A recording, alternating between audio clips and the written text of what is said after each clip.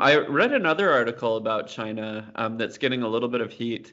So they have a social credit system that we had talked about previously, but we're finally getting the numbers out of China, and it turns out that 23 million people were banned in the last year from buying travel tickets because their score was too low.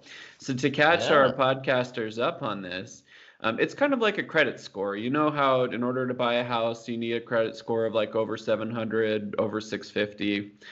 Same kind of thing. So how do you get a good credit score? You pay your bills, you stay on top of it, you don't miss payment.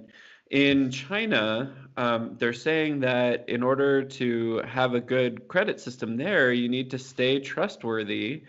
Um, they say that not paying your taxes will bump your credit system down.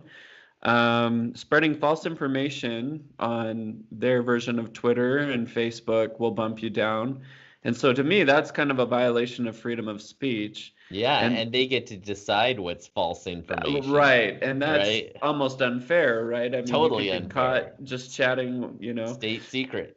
The other thing is taking drugs. So if you end Mm. up in the hospital and you need and you're on a heroin overdose and they need to administer drugs, then your social system's going to get banged down. One thing that's really frustrating about this system is there are a lot of minority groups, especially in northern China, that seem to be hurt a lot by this.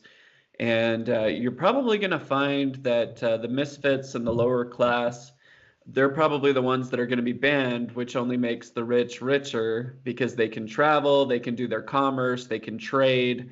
And then the people that have messed up, it stops them and stunts them from traveling and trading. And so I think you're going to see an even bigger class difference, which is ironic because they're all about communism and inequality. So Yes. I don't really understand where they're coming from. I totally agree with you. But hey, that's politics. We're not talking ideology. We're talking politics and holding on to power. Right. So, Okay. yeah.